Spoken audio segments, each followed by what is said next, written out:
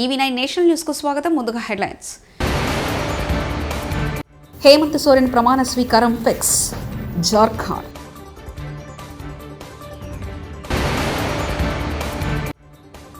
జగన్ కు ఆదాని ముడుపులపై కేబినెట్లో చర్చించి నిర్ణయం. పవన్ కళ్యాణ్.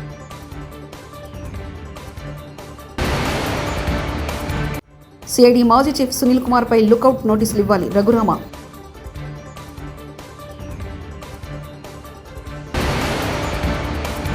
ఈ ప్రభుత్వం చేసే తప్పులను వ్యంగ్యంగా ప్రశ్నించడం వల్లే కూటమి ప్రభుత్వం వేధిస్తుంది. ఇంటూరి సుజన.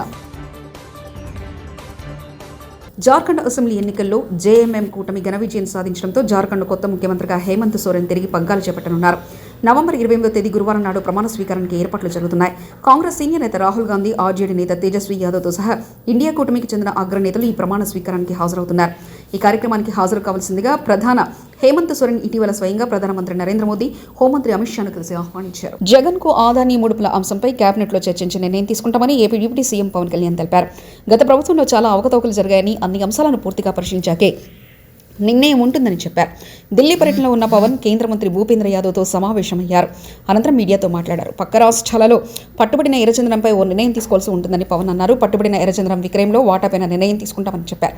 బంగ్లాదేశ్లో హిందువులపై దాడులు ఆవేదన కలిగిస్తుందన్నారు. కర్ణాటకలో పట్టుకున్నప్పుడు మనకు నేను వెళ్ళి ఆ రోజున కర్ణాటకలో కూర్చునే రివ్యూ వాళ్ళతో కూర్చునే వరకు మన ఫారెస్ట్ డిపార్ట్మెంట్ ఆఫీషియల్స్ కూడా చెప్పలేదు. నాకు అప్పుడే సర్ప్రైజింగ్ న్యూస్ అనిపించింది. అది ఇటు వెళ్ళిపోతుంది. అదే ఎర్రచందనం ఉదాహరణకి నేపాల్లో దొరికితే, నేపాల్లో సంబంధించి ఇదే ఎర్రచందనం విదేశాల్లో దొరికితే మనకి ఇంటర్నేషనల్ ట్రీటీస్ ఉన్నాయి, మనం తిరిగి తెప్పించుకోవచ్చు. మనం ఖర్చు పెట్టుకుంటే ఎర్రచందనం దొరికిన ఎర్రచందనాన్ని ఆ రెస్పెక్టెడ్ ఎక్కడైతే సోర్స్ కంట్రీ ఏది ఉందో వాటికి పంపించేయచ్చు అనేది నిబంధనలు. దాని ప్రకారం నేను అటవీ శాఖ మంత్రి బాధ్యతగా తీసుకున్న తర్వాత నేపాల్లో ఉండిపోయింది, మనం చేసాం. అది ప్రాసెస్లో ఉంది, కొన్ని ఇష్యూస్ ఉన్నాయి, అవి సార్ట్అవుట్ చేస్తాం. అలాంటిది మన పక్క రాష్ట్రాల్లో దొరికినప్పుడు నేను అడిగింది ఏంటంటే, అలాంటి ట్రీటీస్ ఏమి లేవా మనకి అన్నాను. లేదు, మీరు ప్రయత్నం చేస్తున్నాం అంటే, అంతకుముందు 23లో ఒక నోడల్ ఏజెన్సీ పెట్టాలని ఒక ప్రయత్నం ఉంది. అప్పటి గవర్నమెంట్ దాన్ని ముందుకు తీసుకెళ్ళలేదు. సో నేను తిరిగి దాన్ని రివైవ్ చేసి భూపేంద్ర యాదవ్ గారి దృష్టికి తీసుకొస్తే ఆయన ఈ రోజున అపాయింట్మెంట్ ఇచ్చారు. మేము అడిగింది ఏంటంటే, ఒక నోడల్ ఏజెన్సీ ఉంది, దానికి ఎక్కడైతే ఎర్రచందనం దొరుకుద్దో, ఏ రాజ్యాలు, ఆంధ్రప్రదేశ్ సోర్స్ అది ఎర్రచందనం, ఇక్కడ దొరికిన ఎర్రచందనం, లేదంటే ఉదాహరణకి కర్ణాటకలో మనకి శ్రీగంధం చెట్లు దొరికినా కానీ ఎక్కడైతే ఆ పక్క రాష్ట్రాల్లో పట్టుబడతాయో ఆ పట్టుబడిన చోట తిరిగి వాళ్ళకి చేరవేసేలాగా, లేదంటే అమ్మేస్తే వచ్చిన రెవెన్యూని ఒక 60-40 నిష్పత్తులు అంటే సోర్స్, ఉదాహరణకి ఎర్రచంద్రం మంద అయితే మనకి 60% వచ్చేలాగా, ఆ పట్టుబడ్డ రాష్ట్రంలో 40% వచ్చేలాగా అలాంటిది నిబంధన చేయమని రిక్వెస్ట్ చేస్తాను. సార్, ఈ అదానీ కంపెనీతో చేసుకున్న రాష్ట్ర ప్రభుత్వం, గత ప్రభుత్వం చేసుకున్నటువంటి విద్యుత్ ఒప్పందాలపైన రాష్ట్ర ప్రభుత్వం ఏ వైఖరి తీసుకోబోతుంది, వాటిని రద్దు చేయబోతున్నట్లుగా కేంద్రాన్ని దర్యాప్తు జరిపించాలని కోరబోతున్నట్టుగా వార్తలు వస్తున్నాయి. ఇది ఒక్కసారి మేము కేబినెట్ మీటింగ్లో కూర్చొని గౌరవ ముఖ్యమంత్రి శ్రీ చంద్రబాబు నాయుడు గారు ఆధ్వర్యంలో దీన్ని ఎలా ముందుకు తీసుకెళ్ళాలి. ఎందుకంటే మేము 7 పేపర్స్ చేసినప్పుడు జనరల్గా ఒక ప్రెస్ మీట్లో చెప్పలేదు. దానికి చాలా త్వరగా ఎక్సర్సైజ్ చేసాం, చాలా లోతుగా అధ్యయనం జరిపిన తర్వాత కానీ మాట్లాడలేదు. ఇది కూడా సెన్సిటివ్ విషయం. ఎందుకంటే నాకు అనిపిస్తుంది ఏంటంటే, వ్యక్తిగతంగా ఇది ఒకటి ఖచ్చితంగా గత ప్రభుత్వం చాలా అవకతవకలు జరిగినాయి. తనను కస్టడీలో చిత్రహింసలు పెట్టిన కేసులో సిఐడి మాజీ చీఫ్ సునీల్ కుమార్ విదేశాలకు పారిపోకుండా లుకౌట్ నోటీసులు జారీ చేయాలని రఘురామకృష్ణరాజు కోరారు. సిఐడి మాజీ అదనపు ఎస్పీ విజయపాల్ అరెస్ట్ను ఆయన స్వాగతించారు. తనను కొట్టిన వారందరూ జైలుకు వెళ్లడం ఖాయమన్నారు.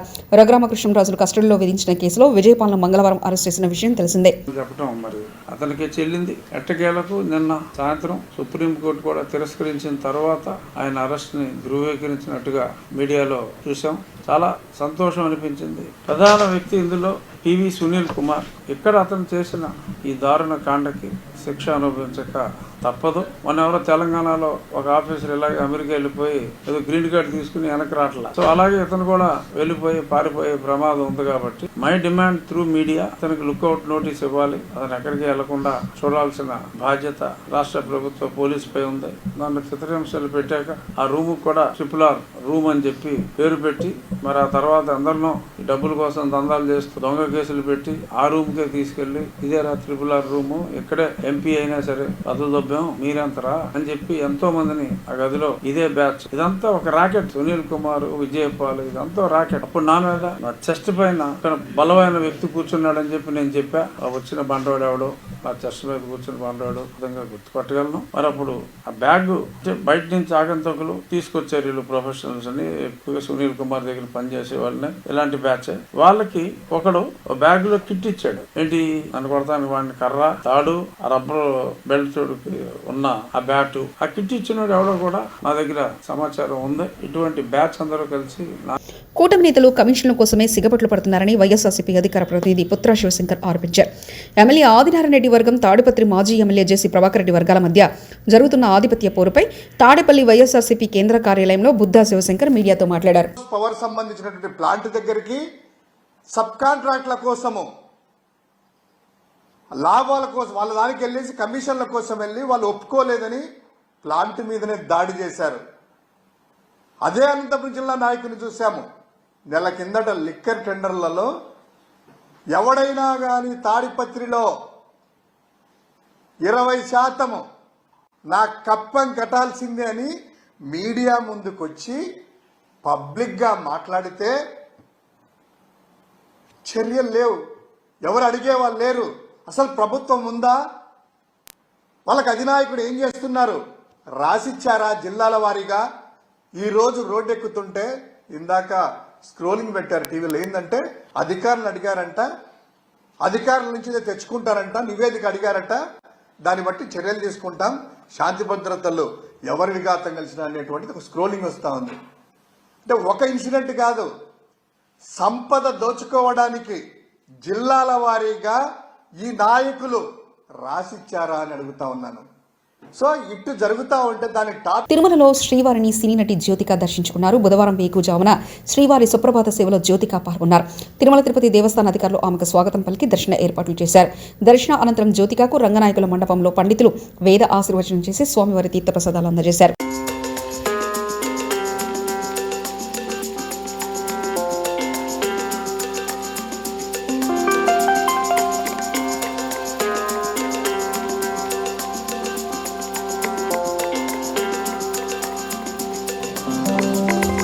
కేంద్ర ప్రభుత్వం అనుమతులు ఇచ్చిన దిలావర్పూర్ ఈథనాల్ ఫ్యాక్టరీ పనులు ప్రస్తుతం ఆపేయడం జరిగింది. ఎవరు ఎలాంటి వందతులు నమ్మొద్దని నిర్మల్ జిల్లా ఎస్పీ జానకి వ్యాఖ్యానించారు. రోజులు ఈ ఫ్యాక్టరీ పనులు నిలిపివేయబడతాయి. తర్వాత సెంట్రల్ గవర్నమెంట్ కి వీళ్ళు స్టేట్ గవర్నమెంట్ ఏదైతే ఉందో వాళ్ళు రిపోర్ట్ పంపిస్తారు. తర్వాత యాక్షన్ తీసుకోవడం జరుగుతుంది. ఇది సెంట్రల్ గవర్నమెంట్ పర్మిషన్ ఇచ్చినా కూడా స్టేట్ గవర్నమెంట్ దీని అబేయన్స్ లో పెట్టే అధికారం ఉంది. So state government industry secretary దీని అబేయన్స్ లో పెట్టారు. దయచేసి మీరందరూ అర్థం చేసుకోండి, ఎట్లాంటి ప్రతీకార చర్యలకి పూనుకోకండి, అసాంఘిక కార్యక్రమాలకి వెళ్లొద్దు. నిర్మల్ పోలీస్ మీ పోలీస్, మేముండేది మీకోసం. అవినీతి చేయడంలో తనను మించిన వారు లేరని ఏపీ మాజీ సీఎం జగన్మోహన్ రెడ్డి మరోసారి నిరూపించారని AP state aquaculture development authority chairman Anam Venkataramana Reddy అన్నారు. పారిశ్రామికవేత్త గౌతమ్ అదానీ విద్యుత్ కొనుగోలులో జగన్ రెడ్డికి $200 మిలియన్ లంచం ముట్టిందని ఆనం ఆరోపించారు. అవినీతిలో వైసీపీ అధినేతకు మించిన మరో వ్యక్తి లేడని అమెరికా దర్యాప్తు సంస్థ FBI తేల్చిందని ఆయన తెలిపారు. జ్యూరీ ట్రయల్ బై డిమాండ్ ప్రకారం సంవత్సరంలో జగన్ రెడ్డి భాగోతం మొత్తం FBI బట్టబయలు చేయనుందని అన్నారు. ఈ కేసు నుంచి ఎవరూ తప్పించుకునే అవకాశం లేదని ఆనం చెప్పారు. జూన్ 2020లో అగ్రిమెంట్ చేసుకుంది. జూన్ 2020లో అగ్రిమెంట్ చేసుకుంది. 90 రోజుల్లో డిస్కామ్స్తో PPA చేసుకోవాలని ఆ అగ్రిమెంట్ ఉంది. 90 రోజుల్లో. కానీ 18 నెలలు దాటినా కూడా, జాగ్రత్తగా వినండి, 18 నెలలు దాటినా కూడా ఈ PPAలు డిస్కాములతో డిస్ట్రిబ్యూషన్కి చేసుకోలేదు. ఎందుకు చేసుకోలేదు? SCCI సెంట్రల్ గవర్నమెంట్ ఏజెన్సీ స్టేట్స్కి పవర్ కొనుక్కోండిరా నాయన, మేము 9000 మెగావాట్లు సోలార్ పవర్ మా దగ్గర ఉందిరా అబ్బయ్య, వచ్చి కొనుక్కోండిరా అంటే ఒక్క స్టేట్ గవర్నమెంట్ కూడా రాలేదు, ముందుకు రాలేదు కాదు, దండం పెడతాం, మాకు వద్దయ్యా మీ పవరు అన్నారు. ఏమన్నారు? మీ పవర్ మాకు వద్దు. ఎందుకొద్దు? మీకు ఎందుకు వద్దంటే మీ రేటు అక్కడుంది, మాకు కావాల్సిన రేటు ఇక్కడుంది. కుదరదు, రేట్లు కుదరవు. సోలార్ ప్యానెల్స్ కాస్ట్ తగ్గిపోతున్నాయి, సోలార్ జనరేషన్ కాస్టే తగ్గిపోతుంది.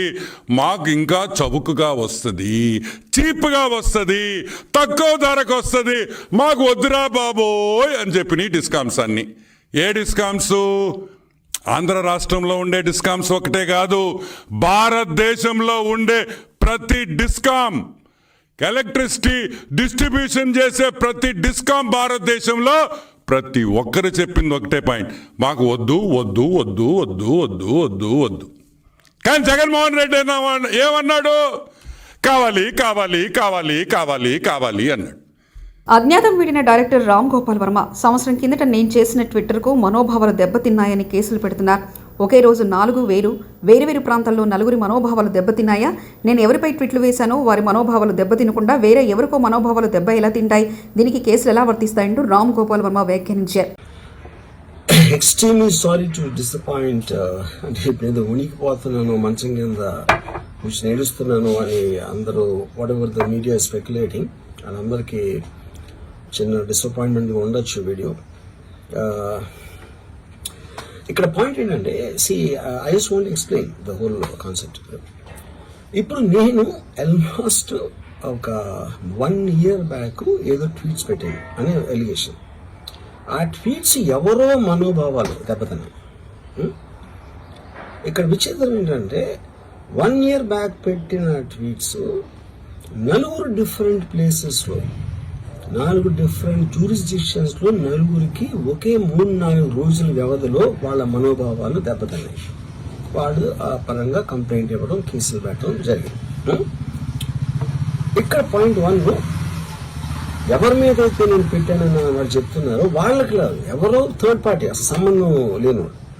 సో ఆ కాంటెక్స్ట్లో అసలు ఈ కేసు ఎలాగా, ఈ సెక్షన్స్ ఎలా వర్తిస్తాయి అనేది అప్పుడు ఆబ్వియస్గా నాకు వచ్చే అనుమానం కానీ, నాకు కానీ నా మనుషులు కానీ, ఇది ఒక పర్సిక్యూషన్ చేయటానికి ఒక పద్ధతి ప్రకారం ఉన్న ఎలోబుల్ లాస్ని వాడుతున్నారా? లేకపోతే ఇప్పుడు వరల్డ్ ఓవర్ ఒక ఫినామినా ఏం జరుగుతుందంటే, పొలిటికల్ పార్టీస్ వాళ్ళు they are weaponising the systems of the police. అది అమెరికాలో జరుగుతుంది, యూరోప్లో జరుగుతుంది, ఇక్కడ కూడా జరుగుతుంది. అప్పుడు నేను ఏ ఒక్క వ్యక్తిని, ఒక పోలీస్ ఆఫీసర్ని కానీ, ఒక పొలిటికల్ పర్సన్ కానీ నేను బ్లేమ్ చేయట్లా. I think it happens in certain ఒక ఏమంటారు దాన్ని, ఒక వే. అది అందరూ కూడా ఎంతో కొంత అది చేయటానికి టెంప్టేషన్ ఉండొచ్చు. But eventually there is the law of the land which will take the final call. So అది that I completely agree, believe in that and I abide by that as a citizen. So ఇప్పుడు ఇక్కడ జరిగింది ఏంటి, నేను ఒక ప్రభుత్వం మీద ఆగ్రహానికి బలవుతున్న ప్రభుత్వ అధికారులు నిర్మల్ ఆర్డీఓ కారు మీద దాడి చేసి నిప్పు పెట్టిన రైతులు, నిప్పులతో దాడిలో గాయపడ్డ మహిళా ఈఎస్ఐ, నిర్మల్ జిల్లా దిలావర్పూర్లో ఈథనాల్ ఫ్యాక్టరీ వద్దంటూ ఆందోళన చేస్తున్న రైతుల వద్దకు వచ్చిన ఆర్డీఓ రత్న కళ్యాణ్ని నిర్బంధించి కారు మీద వేసి నిప్పులు పెట్టిన రైతులు. ఈ దాడిలో లక్ష్మణ చాంద, ఎస్ఐ సుమలత గాయపడ్డారు.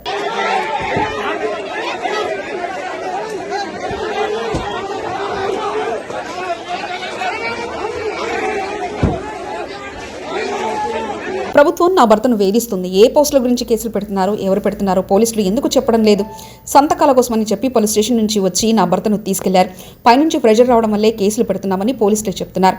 ఇంటూరి సుజన, ఇంటూరి రవికిరణ్ సతీమణి. ఇంత దారుణంగా శిక్ష ఉంటుందని ఎవరు అనుకోరండి, అంత కఠినంగా వేస్తున్నారు.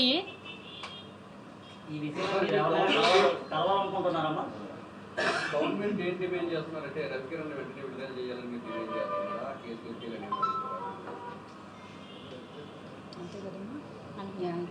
న్యాయం చేయండి. నాకు అతని మీద అసలు ఏం కేసులు పెడుతున్నారో చెప్పండి, దేనికి పెడుతున్నారో చెప్పండి. ఎఫ్ఐఆర్ కాపీలు అవన్నీ నాకు చూపియండి, దేనికి పెడుతున్నారు, ఏ పోస్టులకి ఆయన కేసు పెట్టారో, అసలు ఎవరు పెడుతున్నారు కేసులు ఈయన మీద. అసలు నాకు ఎటువంటి ఇంటిమేషన్ లేదండి. వాళ్ళు అరెస్ట్ చేసినప్పుడు వస్తున్నారు, సంతకం అంటున్నారు, తీసుకెళ్తున్నారు, ఇంటికి వచ్చి మరీ తీసుకెళ్తున్నారు. ప్రభుత్వమే పెట్టిందండి. మా ఎదురుగుండా ఏం జరిగింది, మొన్న మహారాణిపేట పోలీస్ స్టేషన్ లో మేము అక్కడే ఉన్నాము, ఇతన్ని తీసుకుని వెళ్తున్నారు. ఎవరో ఒక హేమంత్ సోరెన్ ప్రమాణ స్వీకారం ఫిక్స్. జార్ఖండ్.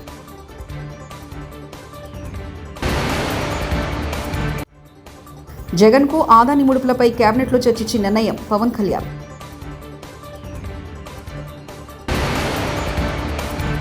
సిఐడి మాజీ చీఫ్ సునీల్ కుమార్పై లుకౌట్ నోటీసులు ఇవ్వాలి రఘురామ.